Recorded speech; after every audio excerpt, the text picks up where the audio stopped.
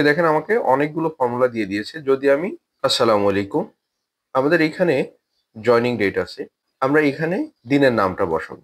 So আমরা চাইলে এখানেও বসাতে পারি। জয়নিং ডেট থেকে আমরা এখানে যেমন আমাদের ডেট ফরম্যাট যেটা আছে এখানে লং ডেটটা নিলে আমাদের এখানেই ডে নেমটা বসে যায়। কিন্তু আমরা চাচ্ছি সেপারেটলি এখানে ডে নেমটা বসাবো।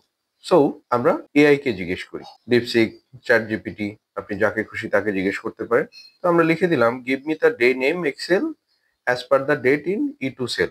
আমরা দিয়েছি এখানে যে সেল নাম্বারটা আছে E2 সেল নাম্বার এটা। আমরা দিতে পারি এক্সেল ফর্মুলা। তারপরে আমরা তাকে জিজ্ঞেস করছি, এবার দেখি সে আমাদেরকে কি রিপ্লাই দেয়।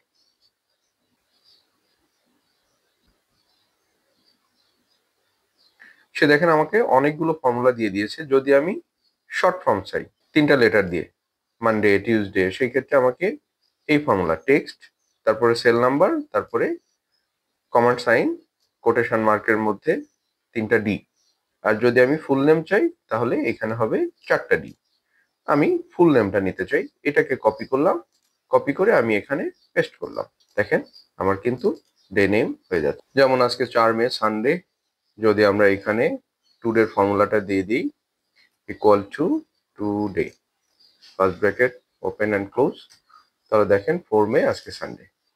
এইচআর প্রফেশনালদের জন্য আরো বেশি বেশি এআই রিলেটেড ভিডিও পেতে আমাদের চ্যানেলটিকে ফলো করুন, শেয়ার করুন। ধন্যবাদ।